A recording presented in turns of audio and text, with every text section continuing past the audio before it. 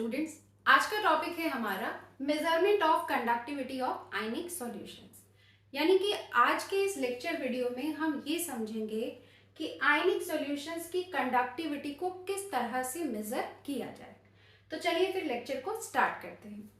सबसे पहले बेटा, अगर हम ये करने जा रहे हैं, हम किसी सॉल्यूशन की कंडक्टिविटी को मेजर करने जा रहे हैं, तो सबसे पहले हमें ये पता होना चाहिए कि कंडक्टिविटी के मेजरमेंट के लिए हमें कौन कौन से टूल्स की जरूरत है ना। तो वो टूल्स हमें पता कैसे चलेगा? वो टूल्स हमें पता चलेगा कंडक्टिविटी के फॉर्मूले से, है ना।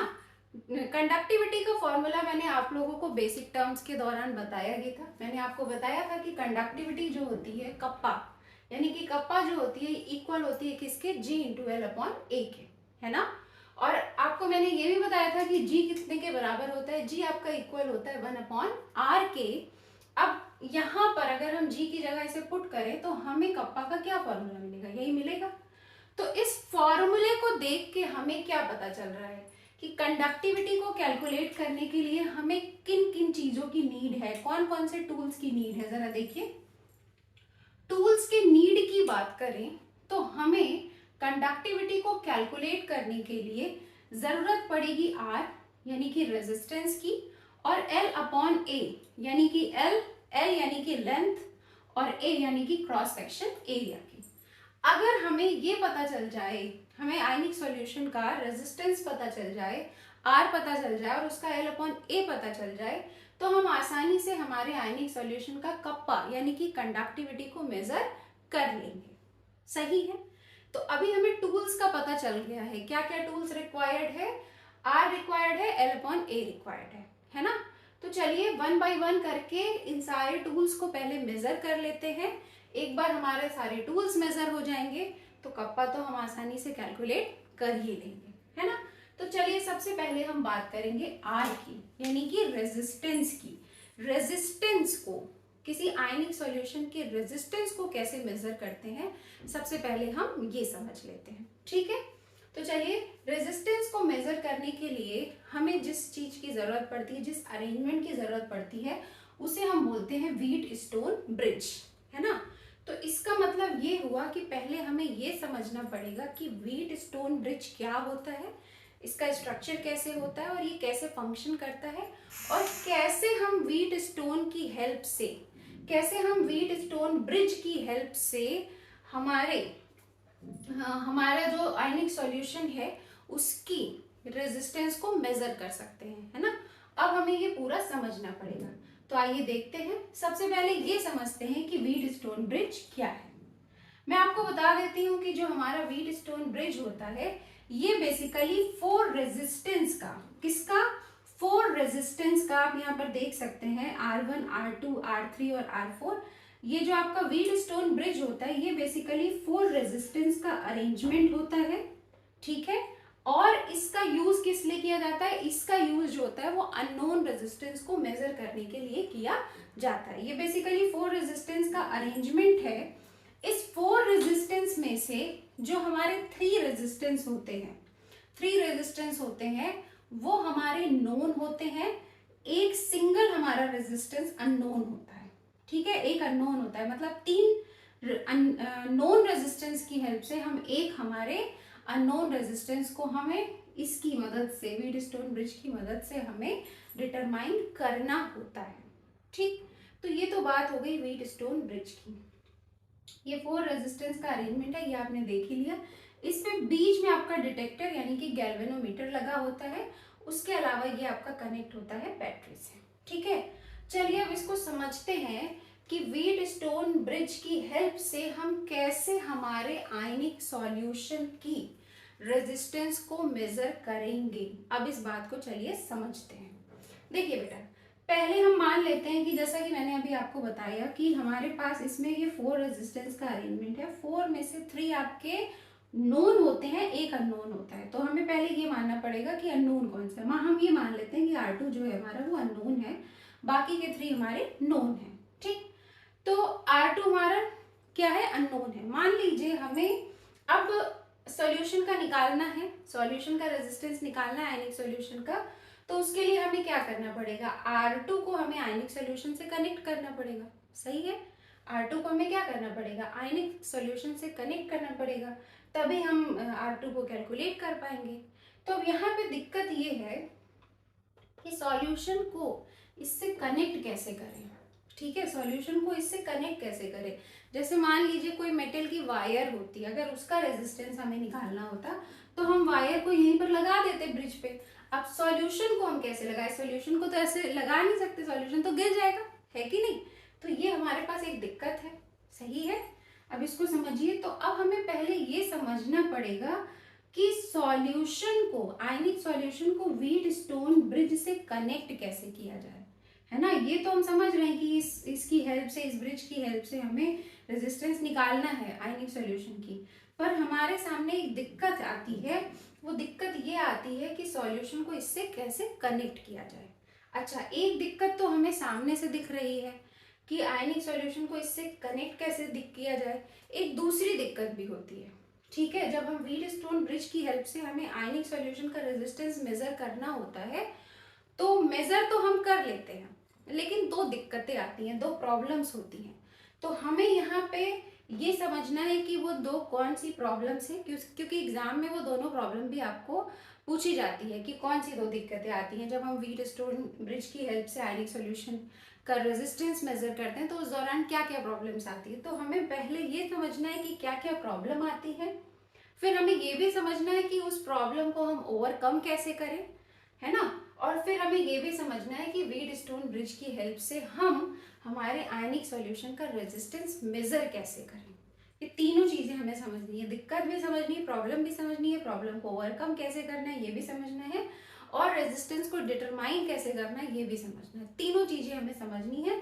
चलिए वन बाय वन समझते हैं। सबसे पहले हम ये देखते हैं कि क्या क्या दिक्कतें आती हैं और उस दिक्कतों को ओवरकम कैसे किया जाए, ठीक है। फिर उसके बाद हम समझेंगे कि मेजर कैसे किया जाए। चलिए, तो पहली प्रॉब्लम जो आपको सामने से दिख रही है वो यही है कि इसमें हम आयनिक सॉल्यूशन को कनेक्ट कैसे करें, व्हीटस्टोन ब्रिज को कैसे आयनिक सॉल्यूशन से ले जाके कनेक्ट करें। तो इस प्रॉब्लम को सॉल्व करने के लिए पिक्चर में आया कंडक्टिविटी सेल का कॉन्सेप्ट। कौन सा कॉन्सेप्ट पिक्चर में आया, कंडक्टिविटी सेल का कॉन्सेप्ट। देखिए कंडक्टिविटी सेल क्या है जरा समझिए, और कैसे हम कंडक्टिविटी सेल की हेल्प से हम व्हीटस्टोन ब्रिज का यूज करके आयनिक सॉल्यूशन के रेजिस्टेंस को मेजर करेंगे। जरा ध्यान से समझिए। कंडक्टिविटी सेल जो होती है बेटा, ये आपकी क्या है, आप देख सकते हैं यहाँ पर एक ट्यूब है ना। कंडक्टिविटी सेल में बेसिकली एक ट्यूब है जहां पर ऊपर आपका एक ओपनिंग है जिसकी हेल्प से हम क्या करते हैं, हमारे आयनिक सॉल्यूशन को फिल कर लेते हैं, ठीक है। ये जो हमारी ट्यूब होती है, कंडक्टिविटी सेल जो होती है, ये जो हमारी एक तरह स्पेशल तरह की जो ये सेल है, ये जो ट्यूब है, इसका लेंथ फिक्स होता है, एल, स्मॉल एल इसका फिक्स होता है। उसके अलावा इसका ए, क्रॉस सेक्शन एरिया, इसकी मोटाई भी फिक्स होती है। क्रॉस सेक्शन एरिया भी फिक्स होता है, लेंथ भी इसका फिक्स होता है। इसके अंदर लगे होते हैं हमारे दो इलेक्ट्रोड, आप देख सकते हैं प्लैटिनाइज्ड, प्लैटिनम इलेक्ट्रोड दोनों तरफ लगे हुए हैं, ठीक है। और ये दोनों इलेक्ट्रोड देखिए आगे चल करके किससे जुड़े हैं, सिर्फ कनेक्टिंग वायर से जुड़े हैं, बस इसी कनेक्टिंग वायर से जुड़े हैं, ठीक है। इतनी बात समझ में आ गई। इसका स्ट्रक्चर आपने देख लिया है, ठीक है। इसका स्ट्रक्चर देख लिया है, तो अब हम आते हैं कि आपने इस कंडक्टिविटी सेल का स्ट्रक्चर भी देख लिया और आपने ये भी समझ लिया कि पहली प्रॉब्लम हमारी ये थी कि व्हीटस्टोन ब्रिज से आयनिक सॉल्यूशन को कनेक्ट कैसे किया जाए। प्रॉब्लम देख लिया, कंडक्टिविटी सेल देख लिया। अब आइए देखते हैं कि इस प्रॉब्लम को सॉल्व कैसे किया जाए, है ना। देखिए प्रॉब्लम को कैसे सॉल्व करेंगे, हम क्या करेंगे, हमें जिस भी आयनिक सॉल्यूशन का रेजिस्टेंस मेजर करना है, हम उसे क्या करेंगे, इस कंडक्टिविटी सेल के अंदर फिल कर देंगे, ठीक है।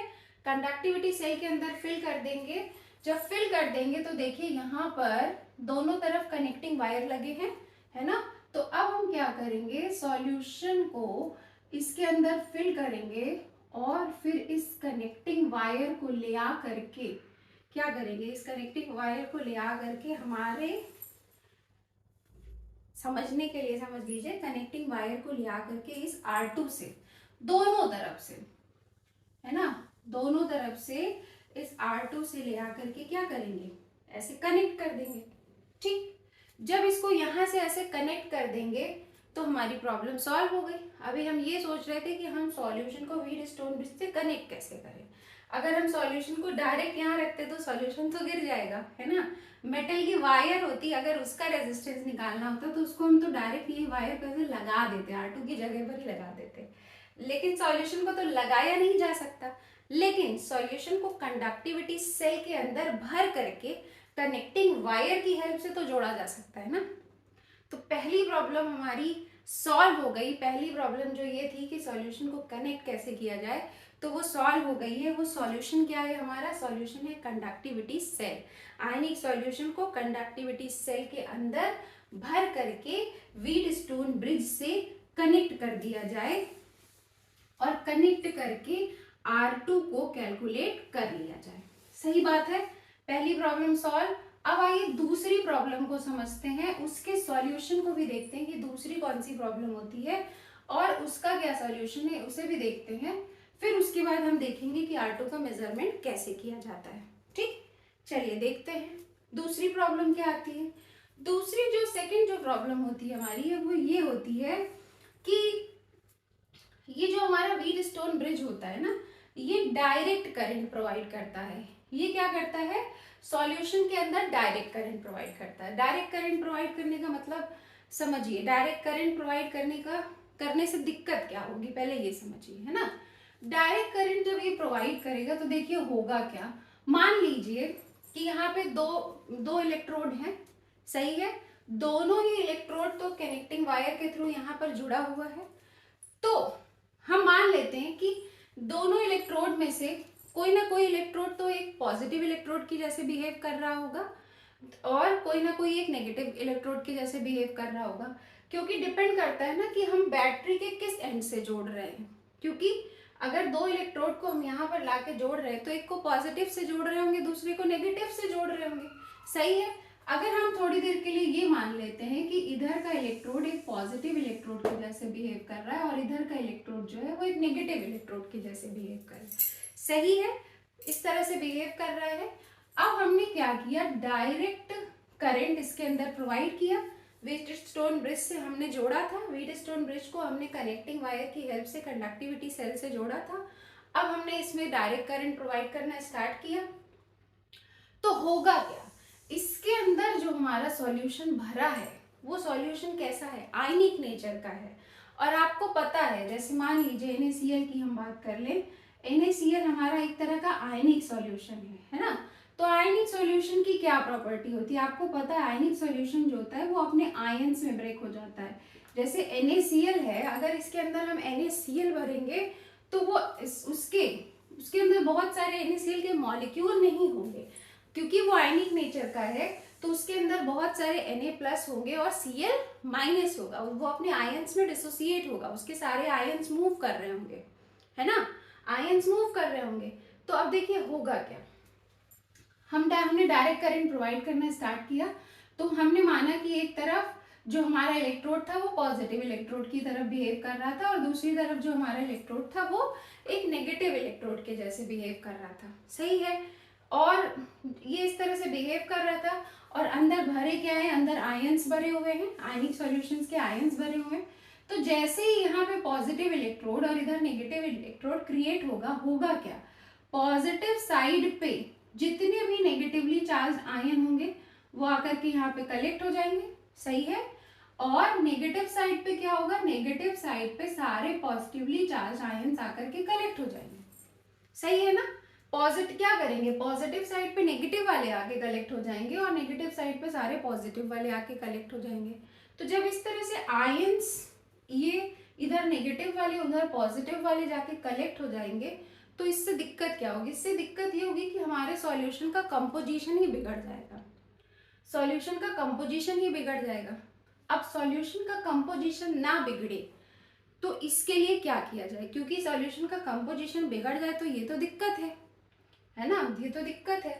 तो इस दिक्कत को कैसे सॉल्व करें, इस प्रॉब्लम को कैसे ओवरकम करें, अब हमें ये समझना है, ठीक है। पहली प्रॉब्लम हमारी थी कि सॉल्यूशन को जोड़े कैसे, तो उसको हमने सॉल्व कर लिया कंडक्टिविटी सेल का यूज करके। अब सेकंड प्रॉब्लम हमारी क्या आ रही है? सेकंड प्रॉब्लम हमारी ये आ रही है कि क्योंकि व्हीटस्टोन ब्रिज डीसी प्रोवाइड करता है, डायरेक्ट करंट प्रोवाइड करता है, उसकी वजह से सॉल्यूशन का कंपोजिशन बिगड़ जाता है। तो अब सॉल्यूशन का कंपोजिशन ना बिगड़े, इस प्रॉब्लम को कैसे ओवरकम किया जाए, इसका क्या ऑप्शन है हमारे पास? तो इसको ओवरकम किया जाता है एसी अप्लाई करके। एसी का क्या मतलब है? Alternate current. डायरेक्ट करंट की जगह हम कौन सा करंट अप्लाई करें? यहाँ पे हम एसी का यूज करें, ऑल्टरनेट करंट का यूज करें। ठीक है, अगर हम एसी का यूज करेंगे तो सॉल्यूशन का कंपोजिशन नहीं बिगड़ेगा। अब आप कहेंगे मैम सॉल्यूशन का कंपोजिशन एसी की वजह से कैसे नहीं बिगड़ेगा, जरा एक्सप्लेन करिए। तो जरा देखिए आप कैसे, मैं आपको एक्सप्लेन करती हूँ कि एसी अगर यूज किया जाए, ऑल्टरनेट करंट यूज किया जाए, तो सॉल्यूशन का कंपोजिशन नहीं बिगड़ेगा। कैसे नहीं बिगड़ेगा जरा समझिए। एसी का मतलब क्या होता है, ऑल्टरनेट करंट का क्या मतलब होता है? जैसे कहीं पे कहा जाए कि यहाँ पे 50 हर्ट्ज ऑल्टरनेट करंट प्रोवाइड हो रहा है, एसी प्रोवाइड हो रहा है, तो इसका क्या मतलब है? इसका मतलब आप समझते हैं क्या होता है? इसका मतलब ये होता है कि 1 सेकेंड में 50 टाइम्स जो आपका ये पॉजिटिव है, पॉजिटिव चार्ज है, ये वाला पॉजिटिव इलेक्ट्रोड जो है ये नेगेटिव इलेक्ट्रोड में बदलेगा, और नेगेटिव इलेक्ट्रोड किस में बदलेगा? पॉजिटिव इलेक्ट्रोड में बदलेगा। ऑल्टरनेट करंट जब प्रोवाइड होता है तो उस दौरान क्या होता है, ये जो आपके इलेक्ट्रोड्स होते हैं इनके चार्ज की पोलैरिटी चेंज होती रहती है, पॉजिटिव से नेगेटिव में, नेगेटिव से पॉजिटिव में, पॉजिटिव से नेगेटिव में। मान लो हमने 50 हर्ट्ज का ऑल्टरनेट करंट प्रोवाइड किया है, तो 1 सेकेंड में 50 टाइम्स पॉजिटिव वाला नेगेटिव में कन्वर्ट होगा और नेगेटिव वाला पॉजिटिव में कन्वर्ट होगा। समझ रहे हैं? तो अगर मान लीजिए, अब ये फिक्स ही नहीं है कि ये पॉजिटिव है कि नेगेटिव है, क्योंकि ये बार बार बदलता रहेगा ऑल्टरनेट करंट अगर हम यूज करेंगे तो। और ये नेगेटिव वाला बार बार कभी पॉजिटिव कभी नेगेटिव, कभी पॉजिटिव कभी नेगेटिव, ये भी बदलता रहेगा। तो अब आयंस जो हैं जो सेपरेट हो जा रहे थे, अब वो सेपरेट नहीं होंगे और हमारे सॉल्यूशन का कंपोजिशन नहीं बिगड़ेगा। ठीक है, तो दूसरी दिक्कत थी डीसी डायरेक्ट करंट, उसको हमने सॉल्व कर लिया एसी का यूज करके। ओके, तो चलिए अब हमारी सेकंड प्रॉब्लम भी सॉल्व हो गई है। अब हम लोग ये समझ लेते हैं कि R2 कैलकुलेट कैसे होगा, व्हीटस्टोन ब्रिज की हेल्प से इस आयनिक सॉल्यूशन का रेजिस्टेंस कैसे कैलकुलेट होगा। ये तो आप समझ गए कि हमें जिस भी सॉल्यूशन का रेजिस्टेंस निकालना है हम उसको कंडक्टिविटी सेल के अंदर फिल कर देंगे, कंडक्टिविटी सेल को व्हीटस्टोन ब्रिज से जोड़ देंगे और फिर व्हीटस्टोन ब्रिज की हेल्प से हम किसका R2 का कैलकुलेशन कर लेंगे। अब कैसे करेंगे जरा देखिए, कैसे डिटरमाइन करेंगे, इसके लिए एक फॉर्मूला देख लेते हैं, तो जरा समझ लीजिए। देखिए ये जो आपका व्हीटस्टोन ब्रिज है, इस पे क्या होता है, देखिए यहाँ पर आप देख रहे हैं ना बैटरी लगी है, तो अगर हम बैटरी की हेल्प से करंट प्रोवाइड करें तो इसका फंक्शन स्टार्ट होगा। जब इसका फंक्शन स्टार्ट हो जाता है तो होता क्या है, इसके काम करंट के फ्लो होते होते होते होते एक टाइम ऐसा आता है कि करंट जो होता है इस गैल्वेनोमीटर से, डिटेक्टर से बिल्कुल भी पास नहीं होता है। ठीक है, जब व्हीटस्टोन ब्रिज में करंट इस बैटरी की हेल्प से पास होना स्टार्ट होता है तो करंट पास होगा तो जाएगा तो हर जगह जाएगा, है ना। यहाँ से अगर करंट पास होना स्टार्ट हो तो यहाँ भी जाएगा, इधर भी जाएगा, यहाँ जाके इधर भी जाएगा, इधर भी जाएगा, है ना, इधर जाएगा तो यहाँ भी जाएगा, यहाँ भी जाएगा, करंट हर जगह पास तो होगा ही। लेकिन एक ऐसी सिचुएशन आती है जब इस गैल्वेनोमीटर में थोड़ा भी करंट प्रोवाइड नहीं होता, गैल्वेनोमीटर में करंट प्रोवाइड ही नहीं होता, तो उस पर्टिकुलर कंडीशन को, जिस वक्त गैल्वेनोमीटर में, जिस वक्त डिटेक्टर से करंट पास नहीं होता, उस पर्टिकुलर कंडीशन को हम बोलते हैं बैलेंस्ड कंडीशन। कौन सी कंडीशन बोलते हैं? Balanced condition. और बैलेंस कंडीशन में मैं आपको बता दूं, जो बैलेंस्ड कंडीशन होती है उस बैलेंस्ड कंडीशन में जो आपका ये R/R4 होता है, सॉरी R2/R4 होता है, ये आपका इक्वल होता है किसके? R1/R3 के। किसके इक्वल होता है? R1/R3 के।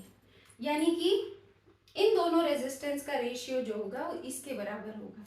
या फिर आप इसी रिलेशन को ऐसे भी लिख सकते हो कि इन दोनों का जो रेशियो होगा वो किसके बराबर होगा, इन दोनों रेजिस्टेंस के, यानी कि R2 अपॉन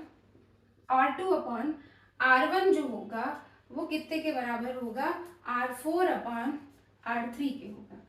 तो बैलेंस कंडीशन में हमें ये रिलेशन मिलता है।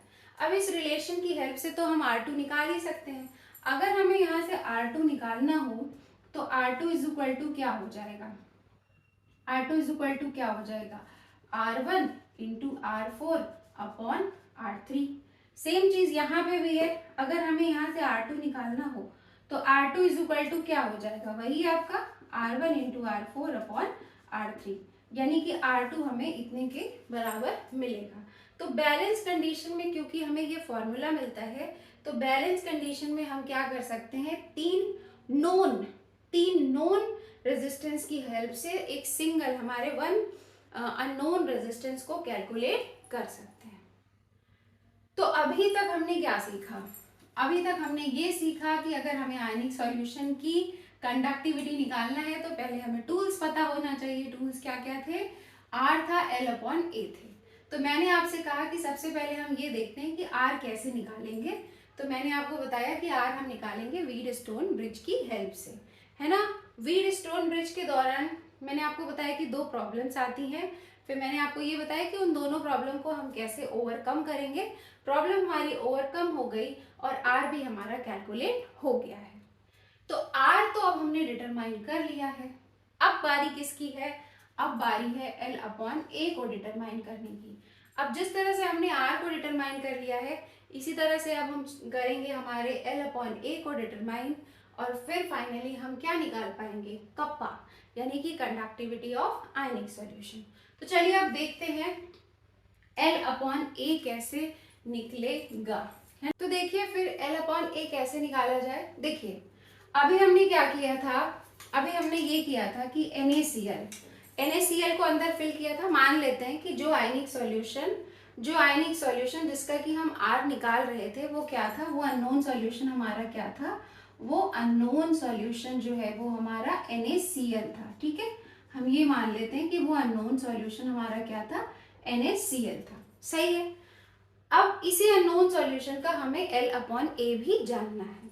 सही है, यानी कि लेंथ जाननी है, ट्यूब की लेंथ जाननी है और ट्यूब का क्रॉस सेक्शन एरिया जानना है। ट्यूब से मेरा सेंस है इस कंडक्टिविटी सेल का, है ना। इस सेल का हमें L निकालना है और A निकालना है, L अपॉन A निकालना है। ठीक, अच्छा L अपॉन A कैसे निकालेंगे जरा समझिए, कैसे निकालेंगे जरा समझिए।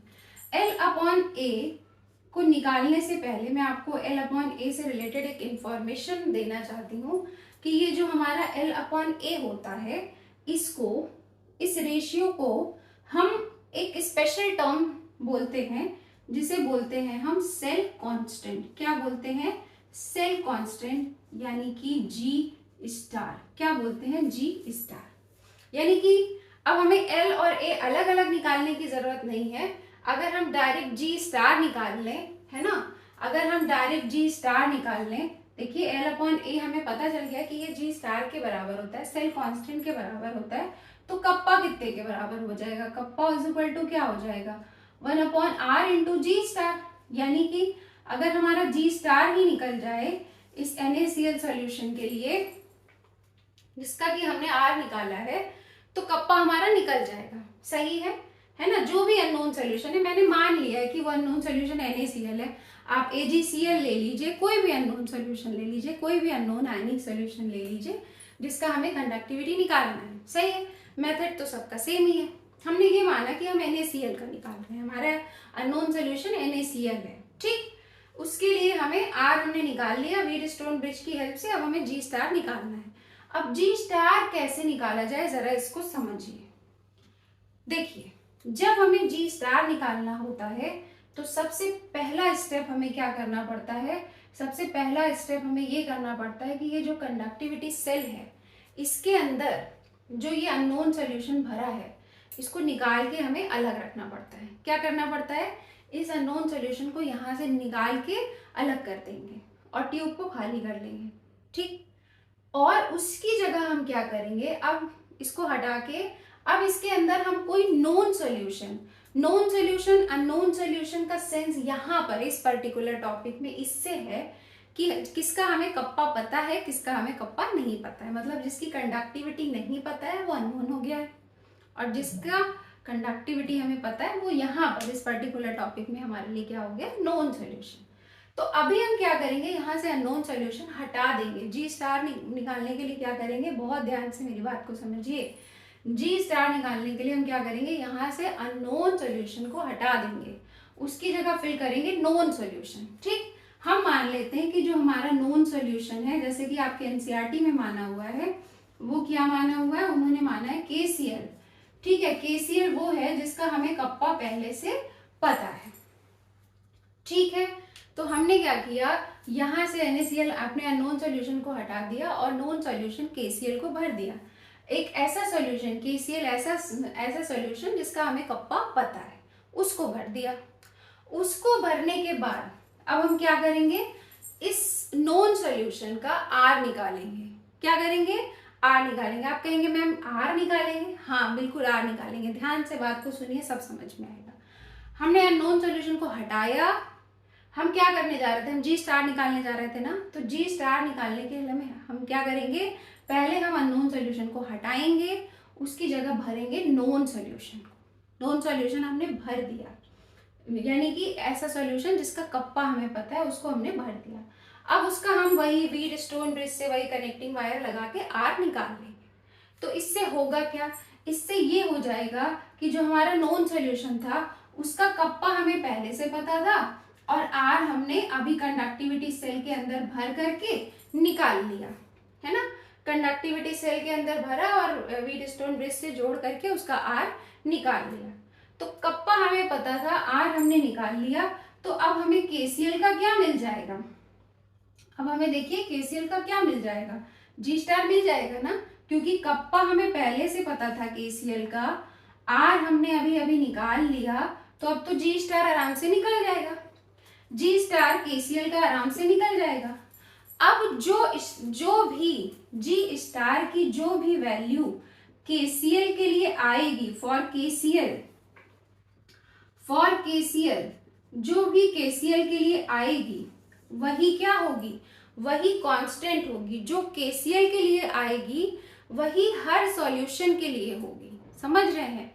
तो L/A यानी कि जी स्टार कभी भी अननोन सॉल्यूशन का नहीं निकाला जाता, उसको क्या किया गया है, उसको एक बार, सिर्फ एक बार एक नोन सॉल्यूशन के लिए निकाल लिया गया है, KCl के लिए निकाल लिया गया है। तो अब जब जब किसी भी अननोन सॉल्यूशन का हमें कंडक्टिविटी निकालना होता है, तो हम बार बार अननोन सॉल्यूशन के लिए जी स्टार नहीं निकालते, एक बार नोन सॉल्यूशन के लिए जी स्टार निकाल लिया गया है। अब उसी का यूज करके सारे अननोन सॉल्यूशन के लिए, सारे अननोन सॉल्यूशन का कप्पा निकालने के लिए उसी जी स्टार को उठा करके पुट कर देते हैं। अब आप कहेंगे मैम ऐसा क्यों, ऐसा इसलिए बेटा क्योंकि कंडक्टिविटी सेल का मैंने आपको बताया L और A फिक्स है ना। तो किसी एक सॉल्यूशन के लिए एक बार La निकल गया है तो वही तो सबके लिए होगा, है ना। तो इसका क्या किया गया है, एक बार एक नॉन सॉल्यूशन के लिए KCl के लिए निकाल लिया गया है।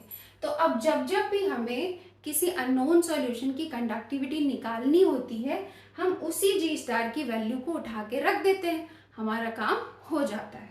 ठीक, तो इसका मतलब जी स्टार सेल कांस्टेंट इसे क्यों कहा गया, क्यों कहते हैं कि ये फिक्स होता है, ये फिक्स होता है, ये कांस्टेंट होता है क्योंकि इसे एक बार एक नॉन सॉल्यूशन के लिए निकाल लिया गया है, अब वही हर जगह एप्लीकेबल होगा। तो इसका मतलब जो हमारा अननोन सॉल्यूशन था NaCl था, जिसके लिए हम कप्पा निकाल रहे हैं, अब तो उसका कप्पा हमारा आसानी से निकल जाएगा। कैसे निकल जाएगा, जी स्टार जो KCl का है, नॉन वाले का है, वही उठा के रख देंगे, और R तो हमने व्हीटस्टोन ब्रिज की हेल्प से निकाल ही लिया है, तो अब तो आराम से इसका कप्पा निकाल लेंगे। तो जैसे NaCl का निकाला है, इसी तरह से हम किसी भी अननोन सॉल्यूशन की कंडक्टिविटी को कैलकुलेट कर सकते हैं। ठीक, तो इसी के साथ हमारा ये लेक्चर कंप्लीट होता है। अब हम लोग मिलेंगे नेक्स्ट लेक्चर में। Have a nice day, thank you so much.